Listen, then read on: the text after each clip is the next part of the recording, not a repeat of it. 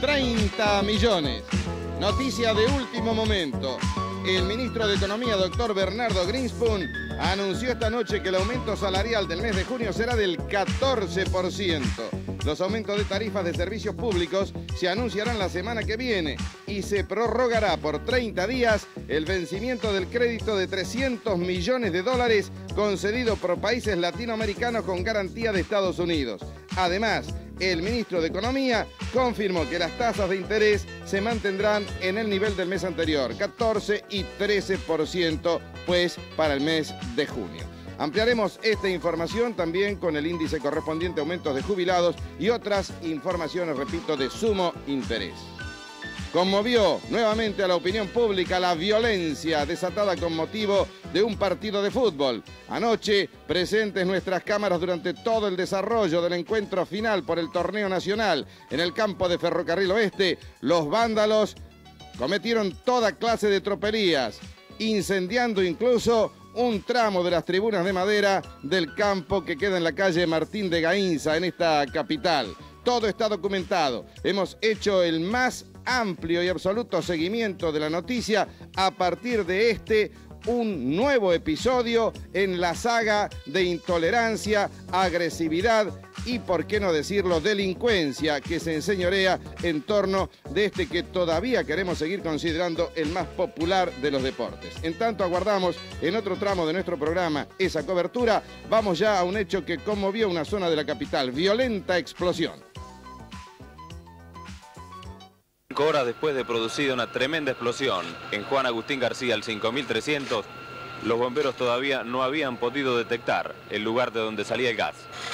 Por eso, esa llama que en medio de los escombros continuaba ardiendo. Bajo los restos de mampostería de una de las dos viviendas destrozadas por la explosión, el faro trasero de un Ford Falcon, que completo estaba en esa cochera. 2 muertos, 2 viviendas arrasadas por una explosión de gas, 2 vehículos destrozados. Gran cantidad de vehículos y vidrios en la zona también muestran la fuerza, el tremendo impacto de esa explosión de gas. ¿Usted era familiar de los dos desaparecidos, señor? Sí, era tía, era sobrina carnal de los dos. ¿Usted sabía que había pérdida de gas desde hace mucho tiempo acá?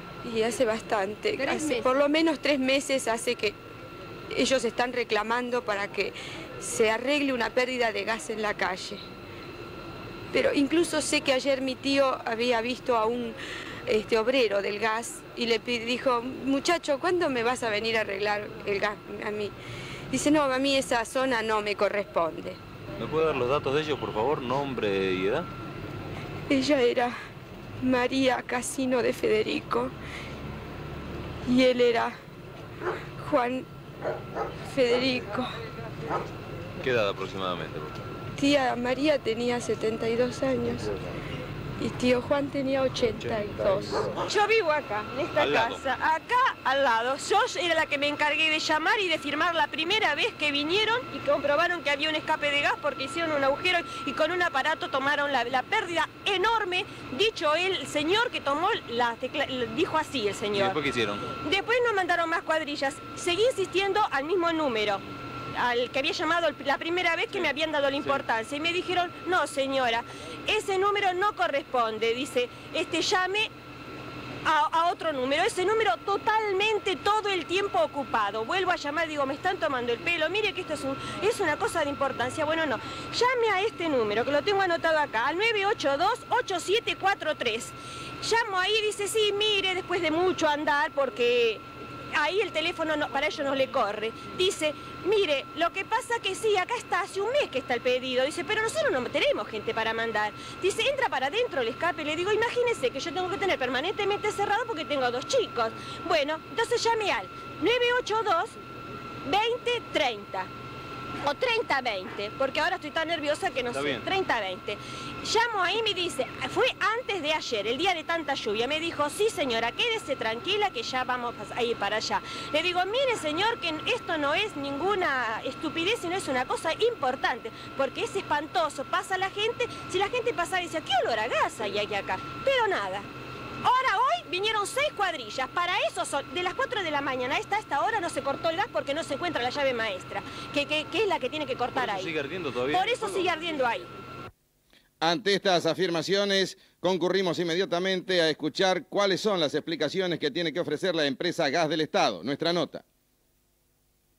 ¿Y cuáles son las investigaciones que está llevando a cabo Gas del Estado con relación a la explosión que se produjo esta madrugada en el barrio de Versalles?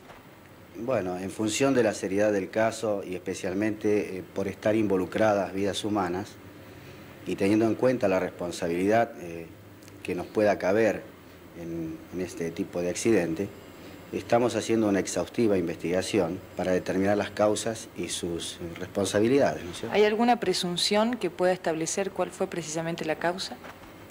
No, aún no, porque si ustedes que han estado en el lugar habrán visto que la extracción de escombros fue depositada en vereda por falta de camiones para retirarla, y eso hace todavía imposible llegar a definir exactamente el motivo de la pérdida, si es que ella ocurrió en cañería maestra nuestra, o si realmente el accidente se ha debido a otro tipo de pérdida, como puede ser una pérdida interna, como puede ser una pérdida en la zona del medidor, o como bien puede ocurrir en una pérdida también en nuestra cañería maestra en la vía pública, ¿no?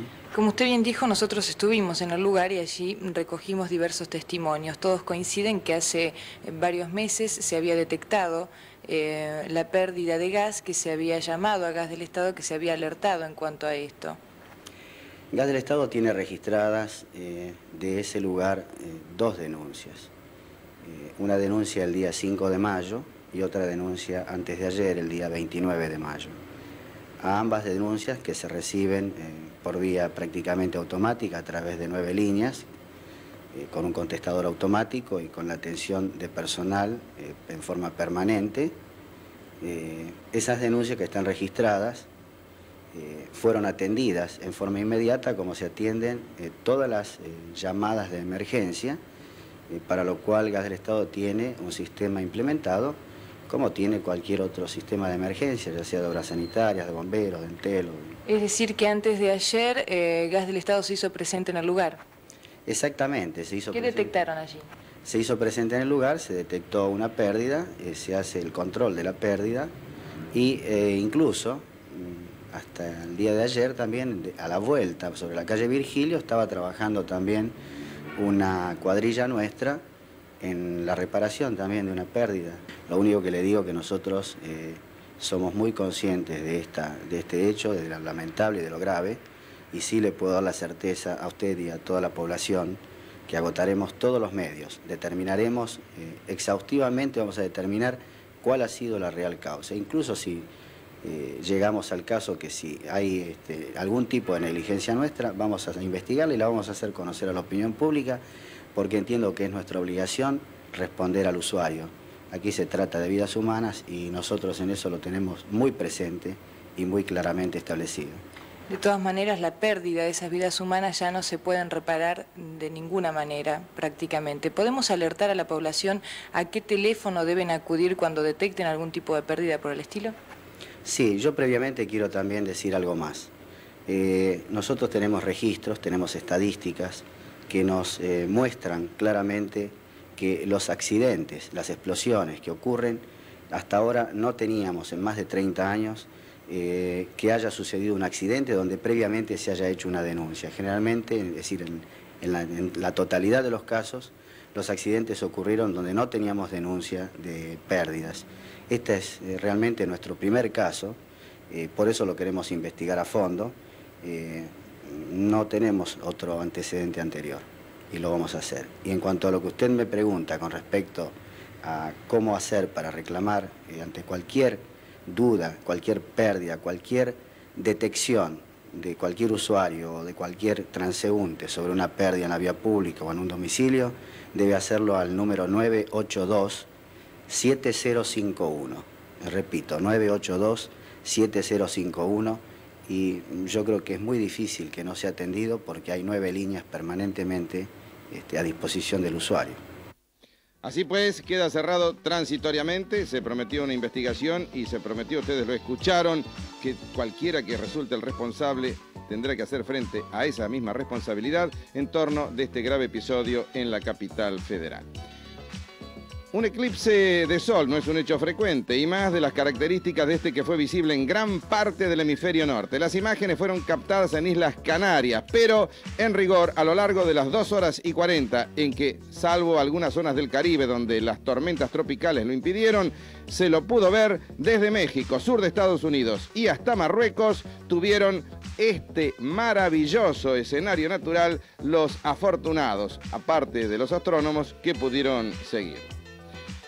Conmocionó, si cabe, a este convulsionado mundo que es América Central y en rigor a todo el continente, el atentado contra la vida de Edén Pastora, el mitológico comandante cero que al principio integrante de las fuerzas sandinistas, luego se rebeló contra el gobierno de ese signo en Nicaragua e inició una invasión del territorio de su patria por el sur desde Costa Rica al frente de su sigla ARDE. Tenemos el informe directamente desde San José de Costa Rica por Canal 6 de ese país. Desde San José, Costa Rica, les habla Luis Fernando Villalobos para el auditorio de 30 millones de Buenos Aires, en Argentina. Tenemos que informar que hubo 3 muertos y más de 20 heridos por una explosión registrada anoche cuando el comandante cero, Edén Pastora, realizaba una conferencia de prensa. El incidente ocurrió en territorio nicaragüense. El comandante cero se encuentra en estado delicado en una clínica particular en la ciudad de San José. El percance tuvo lugar en la localidad ubicada a unas 2 horas con 30 minutos del sector conocido como Boca Tapada, jurisdicción del Cantón de San Carlos. Aproximadamente unas 45 personas, entre periodistas y guerrilleros, se hallaban congregadas en una casa utilizada como sitio de abastecimiento para la organización de Edén Pastora. Eran las 7:20 de la noche del día de ayer cuando se produjo la explosión que derribó el segundo piso en el que se encontraba el grupo y que causó graves heridas a la mayoría. Muchos de los asistentes quedaron prensados entre los restos de la habitación. Gente mutilada y algunos desangrándose era el dantesco panorama que se observaba.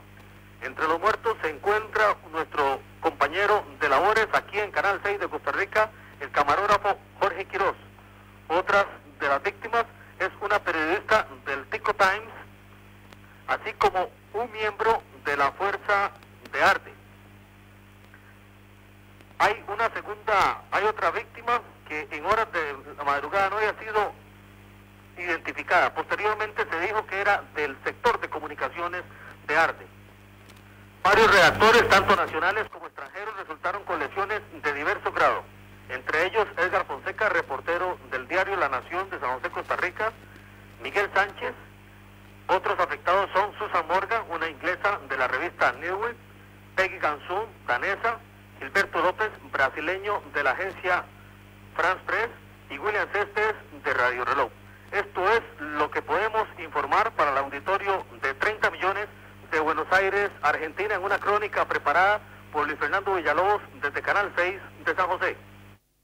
Muchas gracias, Villalobos, por este excelente informe, aunque una vez más debemos lamentar que queridos colegas nuestros, aunque no los hayamos conocido personalmente, hayan caído en este caso 3 periodistas en cumplimiento de una labor que está más allá de cualquier signo político. Edén Pastora está en una de estas radiofotos de United Press con la curación de emergencia y haciendo el signo de la victoria después de haber sido trasladado con un permiso especial al interior del territorio costarricense. Una vez que esté repuesto, dijo el gobierno de San José, será expulsado de ese país por violar las normas de asilo a que se había acogido. Todavía no falta, ya vieron que reingresó en el curso de esta presentación Raúl Barceló, que regrese de su nota Alberto Muney, pero todos estamos trabajando para usted en 30 millones. ATC presenta 30 millones. Con la conducción de Roberto Baidana y un equipo periodístico integrado por Raúl Barceló, Héctor Tracer, Mónica Gutiérrez, Osvaldo Lorenzo, Silvia Martínez, Alberto Mune, Jorge Riu y con unidades móviles, camarógrafos, laboratoristas, sonidistas, compaginadores, redactores, corresponsales, productores y toda la infraestructura de ATC. Con la conducción de Roberto Baidana, esto es 30 millones.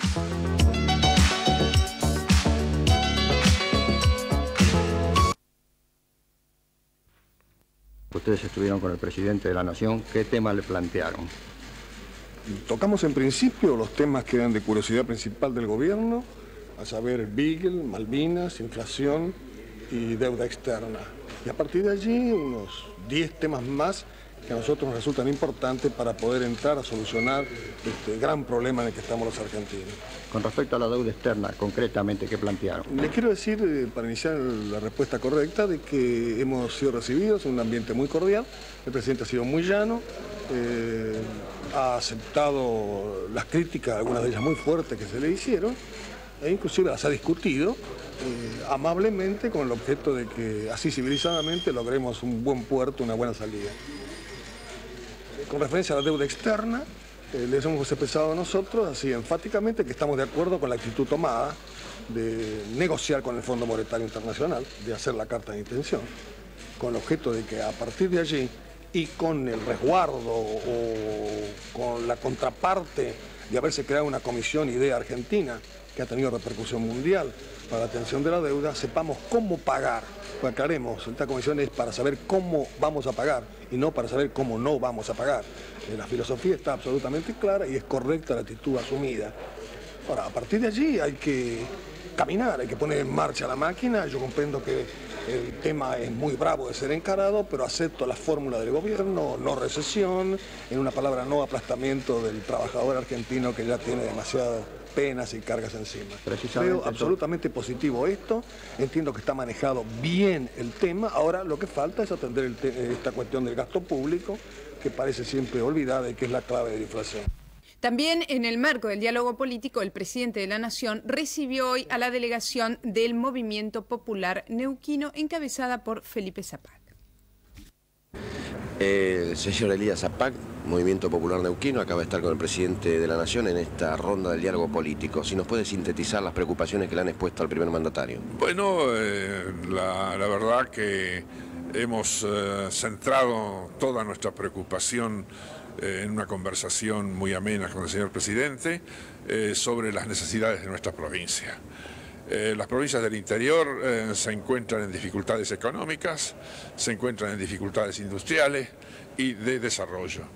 La población que no tiene trabajo en el interior se desarraiga y viene a formar las villas miserias en las grandes ciudades.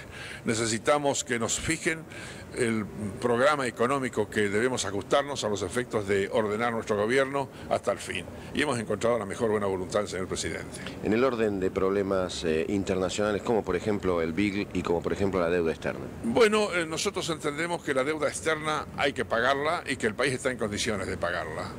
Lo que primero debemos revertir toda nuestra fuerza a los efectos de multiplicar nuestra producción y de multiplicar nuestras riquezas para servir primero al pueblo argentino. Y el pueblo argentino dinamizado y en producción va a pagar la deuda externa rápidamente porque tenemos medios y recursos para hacerlo. En lo que respecta al Beagle, nosotros nos mantenemos en la línea bioceánica. Entendemos que el Pacífico corresponde a Chile y el Atlántico a la Argentina y que no podemos, bajo ningún punto de vista, comprometer ni un centímetro del Atlántico porque comprometemos su plataforma y comprometemos nuestros derechos a la Antártida. Llegó al país esta mañana una grande, Nuria Espert, presentará distintas obras, con ella dialogamos. Ya se encuentra entre nosotros Nuria Espert, una de las actrices más reconocidas de la lengua hispana, española, y le preguntamos, ¿qué hace en la Argentina? Venimos para representar Las criadas de Jean Genet en una dirección de Víctor García. Este es un espectáculo que nosotros hicimos hace años y que ahora, tras la desaparición de Víctor, traemos a Argentina como un homenaje para que sea conocido el que él consideraba el mejor de sus trabajos y que yo considero el mejor de los míos también. ¿Cuánto tiempo se va a quedar en la Argentina? unas pocas semanas. Ha sido verdaderamente agarrar un pequeño tiempo para venir a verles, cosa que deseaba desde hace muchos años. La última vez que estuvo entre nosotros, recordemos, fue también protagonista de otra memorable puesta de nuestro ya infelizmente desaparecido compatriota Víctor García. Es la de Yerma, que dejó mucha polémica, pero un recuerdo imborrable con esta gigante que es Nuria Espert. Y algo que, atención, advertimos, está en estado experimental, pero hoy en Estados Unidos las imágenes llegan vía satélite por el Servicio Iberoamericano de Noticias. Se informó sobre los resultados muy positivos de una nueva vacuna contra la varicela. En el Hospital de Niños de Pensilvania, estas imágenes, sin embargo, corresponden primero a Nueva York, donde se hizo parte de la inoculación. Se reveló que después de haber sido inyectada casi 1 millar de chicos aquejados por la contagiosa enfermedad, dio resultados positivos y no ocasionó efectos secundarios. De todas maneras, el estudio dirigido por el doctor Robert Weibel de la Universidad de Pennsylvania en Filadelfia todavía estará sujeto a pruebas por 2 años más, de acuerdo con las normas de la Comisión Federal de Salud de los Estados Unidos. Aquí está el director del Hospital de Chicos de Niños de Filadelfia explicando las razones de este significativo avance. Repito, no está a la venta en modo alguno, ni se puede aplicar más que dentro de un círculo muy especial autorizado como experimentación por los Estados Unidos. Aumento para jubilados, 16%, otra de las medidas adoptadas por las autoridades de la conducción económica. Pausa en 30 millones.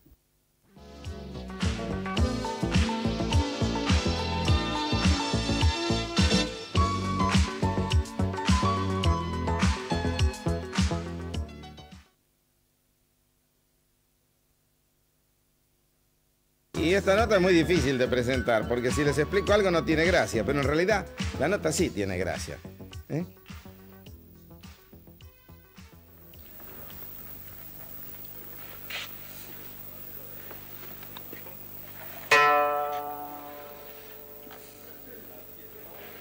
Todos instrumentos serios, formales, ¿eh? Acá no pueden estar estos tipos, no lo pueden haber hecho ellos, pero...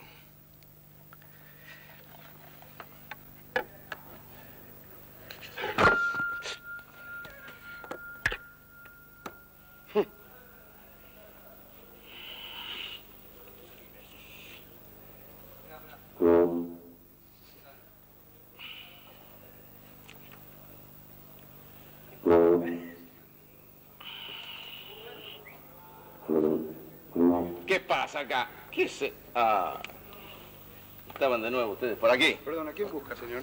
Lelutier. Ah, no es aquí, ¿eh? ¿No? No. ¿Dónde quedan? Muchachos, acá hay un señor tocando unos instrumentos nuestros. Vengan, por favor. Perdón, usted no puede tocar nada acá, Perdón, señor. disculpe, pero esto es nuestro para nuestra propiedad, nuestro próximo de espectáculo. Lamento mucho, pero usted no puede tocar acá. No tiene nada que hacer. ¿Quién lo Está el Chiche. Chiche. ¿Tal Chiche lo dejó pasar? Sí. Pasa cualquiera acá, Chiche. Puede ser. ¿Recibió dinero, Chiche, de usted? No, es una cosa de pura amistad, simplemente, sí. Ya. ¿Y qué están tramando para esta nueva presentación, jóvenes amigos? Si puedo ser curioso. Estamos planeando la reposición de nuestro espectáculo así llamado Por Humor al Arte. Por Humor al Arte, interesante. ¿Piensan tener un fracaso tan estrepitoso como otras veces? Como todos los años anteriores, sí. Está bien. ¿Usted qué hace con esa cosa tan gigantesca ahí? ¿Usted quiere que yo conteste? Sí. Debe pulsar este botón. A ver. Estoy tratando de ensayar. ¿Y entonces no pueden hacer nada? A los fines de la nota me temo que no. Pero lo que sí vamos a hacer ahora es ensayar. Podés ver todo el ensayo, hacer lo que quieras. O sea, es que esta es tu casa. Pero que no salga nada al aire. Claro, eso no. ¿Y cómo podemos hacer? El público los reclama, muchachos. Pero vos hablabas de la tiranía del tiempo. Sí, pero algún cachito la democracia tenemos. de la música. Bueno, ¿vamos a eso?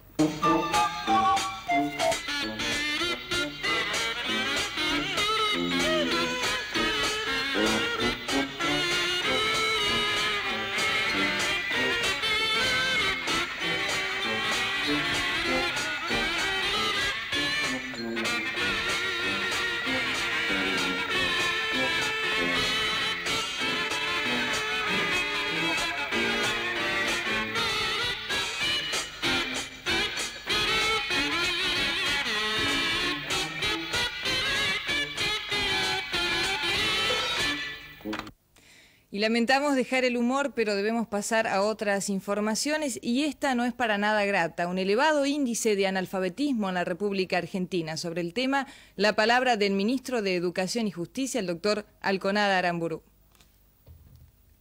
Doctor Alconada Aramburu, plan de alfabetización, ¿qué es y cómo se va a implementar? Nosotros nos encontramos después de un análisis, aunque ya nosotros lo íbamos denunciando la campaña, de que realmente era un flagelo en el alfabetismo.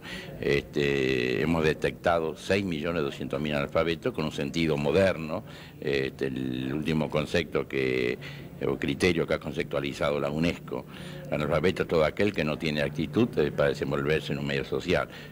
Antes estaba referido a leer y escribir porque era lo único que se requería para poder manejarse en un mundo completamente en marcha o en comienzo de una marcha. En cambio hoy todo aquel que no tiene las condiciones mínimas no se puede desenvolver. Además consideramos que es una manera necesaria para fortalecer la democracia. No se puede comprender la democracia si no se tiene conocimiento de cuáles son los derechos y las obligaciones. Para eso se requiere tener los conocimientos mínimos que requiere una sociedad moderna. ¿Cómo se va a implementar? Bueno, la primera, que es, por eso hoy la lanzamos, es un pedido fervoroso a todos los medios de comunicación masiva, la sociedad, que se haga tomar al pueblo conciencia, porque si no se toma conciencia hay una enorme resistencia. Esa es nuestra experiencia de 1964, los adultos les cuesta concurrir a las escuelas, porque uno lo considera necesario, otros tienen problemas un poco así de temor frente a los hijos o a los nietos cuando van a estudiar. Entonces hay que crearle conciencia, primero que hay necesidad de analfabetarse, segundo, decirle quiénes son los analfabetos, y tercero, transformarlo en un hecho natural, como una persona grande va al médico cuando se siente mal, que vaya a un centro educador para que lo mejoren. ¿Esos centros educadores cómo van a estar dispuestos? ¿Van a ser las mismas escuelas, por ejemplo? Mire, la experiencia que tuvimos en el 64 no aconseja ese criterio. Encontramos en el 64, no sé si ahora habrá cambiado la psicología, ¿no?, de los adultos. Había una gran resistencia, pues le molestaba ir a la escuela donde habían llevado a los niños, a los hijos, a los nietos. Entonces era más fácil ir a la municipalidad o ir a un centro deportivo. Bueno, nos costó entonces bastante, pero creo que vamos a tener, como la vez anterior, una gran receptibilidad de la gente, y nos van a habilitar, van a facilitar locales para poder instalarnos. Precisamente con referencia al área educación, en su sesión de la fecha, la Cámara de Diputados dio media sanción al proyecto que establece importantes modificaciones al Estatuto del Docente, pasando en consecuencia a revisión en la Cámara de Senadores. Se inicia hoy la Semana Nacional de la Energía Atómica y el acto central, con la presencia del doctor Raúl Alfonsín, presentó estas facetas.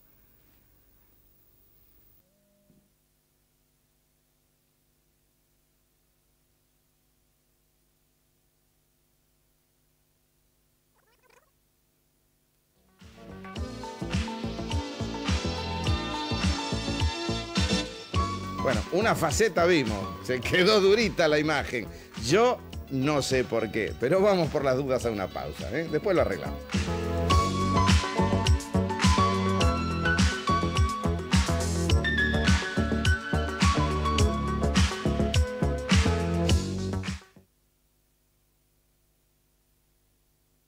El haber destacado ayer uno de nuestros móviles de exteriores y dos periodistas de 30 millones para seguir ese que suponíamos era el gran acontecimiento, la final del Torneo Nacional de Fútbol del 84, nos permitió ser testigos al instante de un penosísimo episodio. Es el que da origen a este tramo de 30 millones donde cubrimos todos los perfiles de tan bochornoso episodio. ¿Quieren una prueba más de que así merece ser llamado? Aquí está. Yo escuché que si esto sigue así, el partido se suspende, ¿eh? ¿Y qué pasaría con el campeonato? Atención. Pero la vida de la gente vale más que un resultado, Alonso.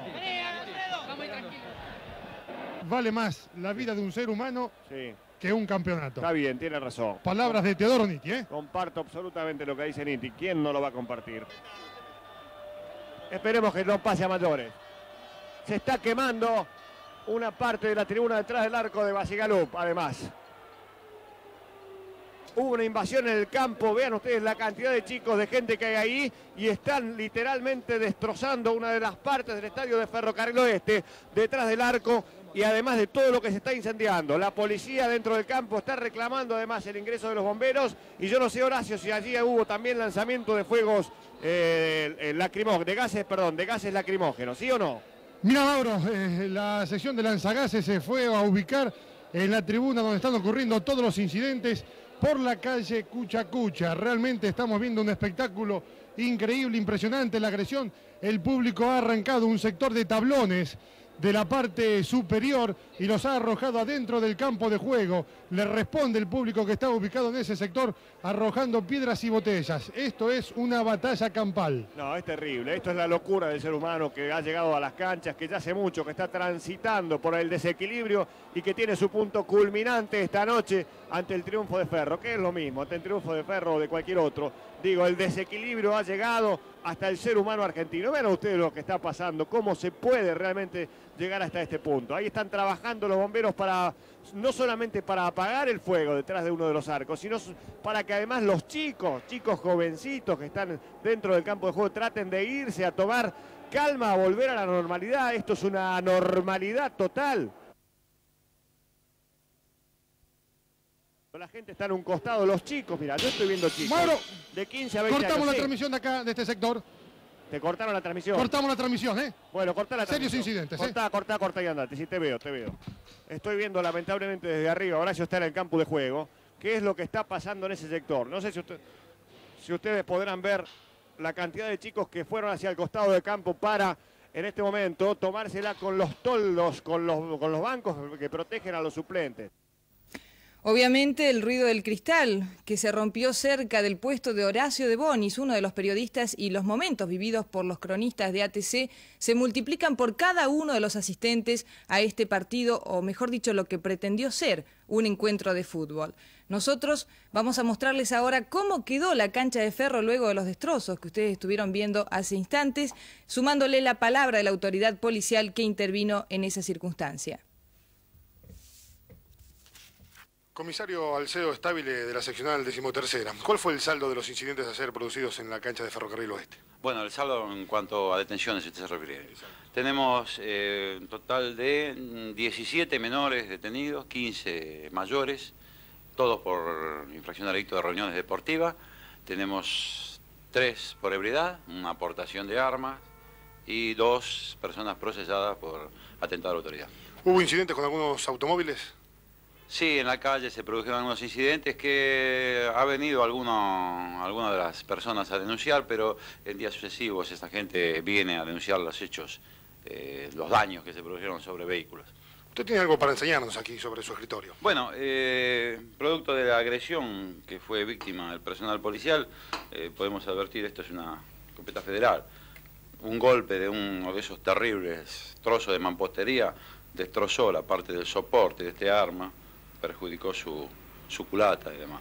Y vea usted, un concurrente al estadio se hace presente en el mismo con este arma. Esto es un cuchillo, si es bien un cuchillo de mesa, es terriblemente filoso y termina en punta. Esto no admite justificativo su presencia de este elemento en una cancha de fútbol. ¿La policía estuvo estudiando alguna causa, tanta violencia ayer en el estadio? Vea usted, estuvimos tratando de sacar conjeturas, no se desarrolló dentro del estadio ninguna incidencia previa, no existió una motivación en lo deportivo o en la actuación del árbitro, que en todo punto de vista fue correcta o la considero yo correcta, no hubo jugadas que produjeran variación en el marcador, no hubo nada que justificara la violencia de esta gente. En ese momento se desata esa violencia, tratan de penetrar a la cancha y bueno, las consecuencias están a la vista. ¿La policía actuó con pasividad? ¿No actuó con la mano dura tal vez, que bueno, exigieran circunstancias con tanta violencia, con tantos actos de vandalismo? No, el hecho no podemos hablar de pasividad. La represión fue en su justa medida, puesto que de haberse actuado de una forma más enérgica, de haberse disparado un solo cartucho de una pistola federal dentro de una tribuna totalmente colmada, como era la tribuna de River, el desbande, podríamos decir así, del público hubiese traído consecuencias realmente graves y hasta con saldo de pérdida de vida. Eso se evaluó en el momento de iniciarse la represión y por eso se recomendó al personal que en ningún momento hiciera uso de las armas y los agresivos químicos. Es decir, el personal actuó primero con persuasión y después, lógicamente, ha tenido que emplear la fuerza material, la fuerza de la mano del hombre para que la gente dejara la tribuna. Más allá de la importancia del partido, esta final entre River y Ferro no es nada más y nada menos que un eslabón en la cadena de violencia que viene caracterizando al fútbol en los últimos tiempos. Un fútbol en donde indudablemente hay protagonistas, jugadores, policía, barras bravas, dirigentes. Un tema sobre el cual hay realmente mucha polémica. Por lo tanto, decidimos entrevistar a los titulares de los dos equipos que intervinieron en ese supuesto partido en la noche de ayer. Conversamos en primer término con el titular de River Plate, el doctor Hugo Santilli. Doctor Hugo Santilli, usted como presidente del Club Atlético River Plate, queremos saber la opinión sobre los incidentes ocurridos ayer en cancha de Ferrocarril Oeste. Bueno, nosotros estamos muy apenados, tanto por River Plate, que no se merece este tipo de agravio, ni por Ferrocarril Oeste, que mereció vivir una fiesta merecida por su participación en el torneo y por haberlo logrado con hidalguía y con calidad.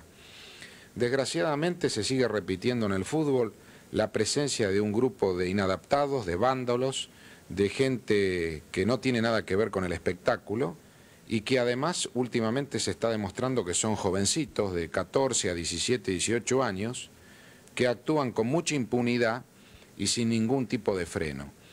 Esta gente es muy pequeña, son grupos minúsculos porque ayer la hinchada de River dio una demostración extraordinaria de apoyo, de cordialidad y de cordura, y fue desbaratada toda esa actitud que se demostró durante prácticamente todo el encuentro por un pequeño sector representado por no más de 100 jovencitos que hicieron este tipo de cosas y que no creo que pertenezcan en su totalidad a la hinchada de River Plate.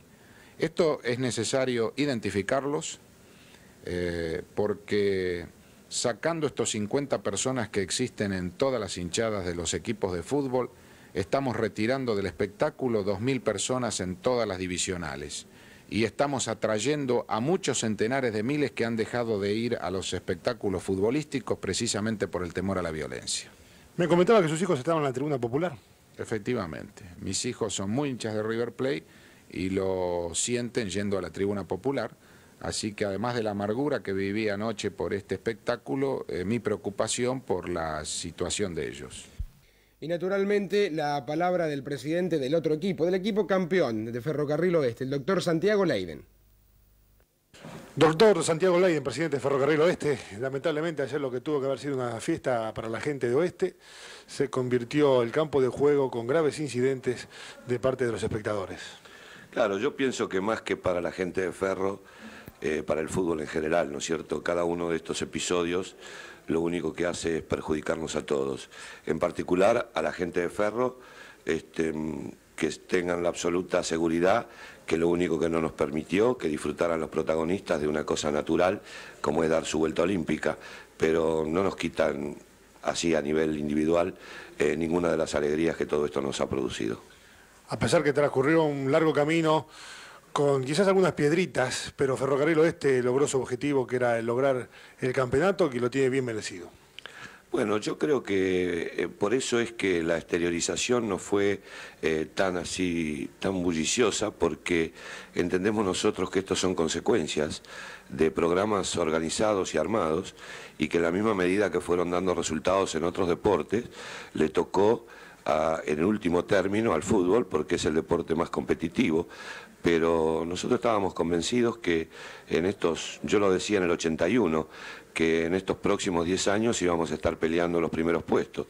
Yo no pensaba que íbamos a ser campeones en el 82, que entendí que fue bastante prematuro, pero ocurrió y ahora lo importante es poderse mantener aquí. Doctor, por la violencia que hubo ayer en este estadio, ¿usted cree que hubo alguna causa, algún motivo que haya generado todo eso, lo que ocurrió después, lo que empañó la fiesta? Bueno, mire, yo lo dividiría un poco. Evidentemente creo que, lo vengo diciendo hace muchos años, no son hinchas de fútbol lo que provocan estos incidentes. Yo digo que son delincuentes que se amparan en una tribuna de fútbol, porque el hincha de fútbol no lleva manopla, no lleva cuchillo, no lleva cadena, no sale del estadio y rompe negocios para robar, no roba relojes. No, esos son delincuentes, eso no tiene nada que ver con el hincha de fútbol. Pero se amparan en estos movimientos multitudinarios porque les resulta bastante más fácil. Pero paralelamente yo diría que un grupo de gente no quiso que Ferro diera la vuelta olímpica, que no tiene nada que ver con todos los demás episodios. ¿Por usted estaba planificado todo esto? Yo entiendo que como se desarrollaron los acontecimientos, sí. Muy bien, doctor de Leides, muchas gracias. No, gracias a ustedes.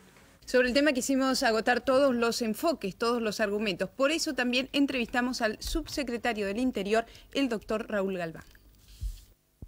Son hechos ya reiterativos.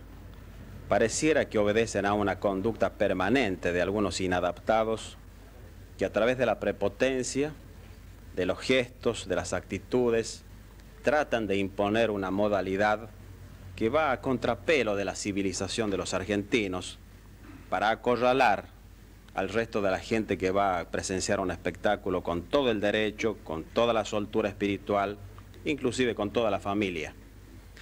De tal suerte que hace un momento, quiero dar el anuncio, nada espectacular por cierto, tuvimos una conversación con el señor jefe de la Policía Federal y lleva la instrucción precisa del gobierno de que adopte todas las medidas preventivas de inteligencia e inclusive de represivas que sean compatibles con los hechos que motivan estos actos para que de una vez por todas se terminen esta serie de actos provocativos que lesionan no solamente a las personas sino también a los bienes de nuestro país, de nuestra ciudad. De tal suerte que van a ser individualizados. Ya la policía tiene varios elementos de juicio para saber quiénes son aquellos promotores, ya sea los ideólogos o los ejecutores materiales de estos hechos. Porque no es pura casualidad que alguien anoche quiso quemar y la quemó a una parte de la tribuna. No es pura casualidad que alguien portaba armas de fuego. Y eso está reprimido por la ley. Y el gobierno va a hacer cumplir la ley porque esa es su responsabilidad fundamental. De tal suerte, yo decía hace un momento a unos amigos, y le decía al mismo jefe de la Policía Federal, se va a cambiar definitivamente la ley de la fuerza por la fuerza de la ley. Y acá se va a demostrar el gran equívoco en que incurren algunas personas cuando piensan de que el gobierno no cuenta con la fuerza moral y material suficiente para corregir estos excesos. Realmente palabras estas del subsecretario de Interior que deben ser suscriptas por todo ciudadano civilizado. Y un espectáculo que será seguramente lo opuesto en un estadio de fútbol, lo reiteramos, lo anunciamos ayer, el sábado a las 13 en Deportivo Español, homenaje de la colectividad de ese país al presidente Alfonsín con motivo de su próximo viaje a la madre patria. La última pausa en 30 millones.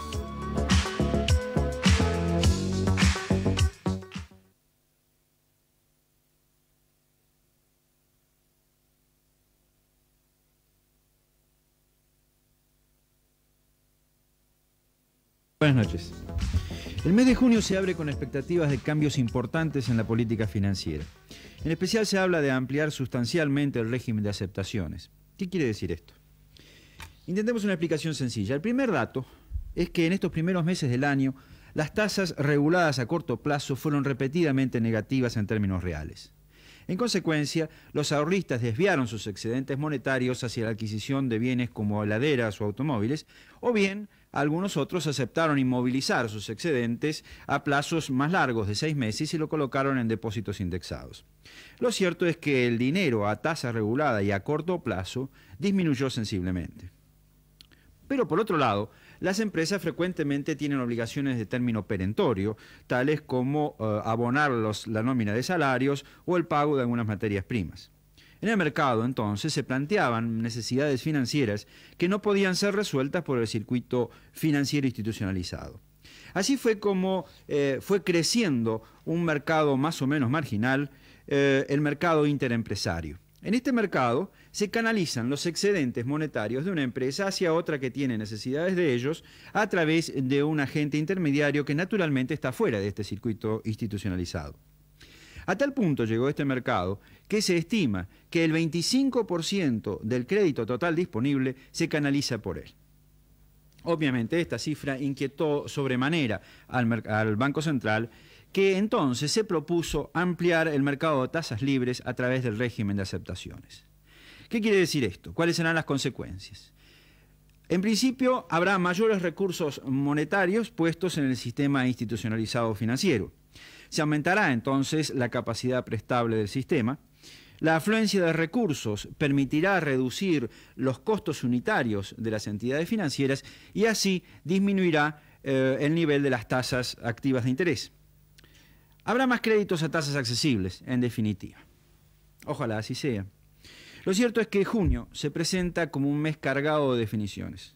En los próximos 30 días tendremos definiciones sobre la deuda externa, definiciones sobre el presupuesto, definiciones, en fin, sobre la política financiera. Veremos qué ocurre. Gracias. Gracias, Lesser. Y reiteramos a propósito de este comentario de nuestro especialista en finanzas y economía, lo sustancial de los anuncios de esa área en la noche de hoy. Dijo el ministro Greenspun que el aumento de salarios para junio será del 14% neto. Nada que ver en la integración de este aumento con las asignaciones familiares. Para los jubilados, 16%. Tasas de interés sin cambios, 13 y 14% para quienes estén en la parte pasiva o en la activa. Nada más, será hasta mañana en que volveremos a las 21 para 30 millones. Desde Buenos Aires, Roberto Maidán.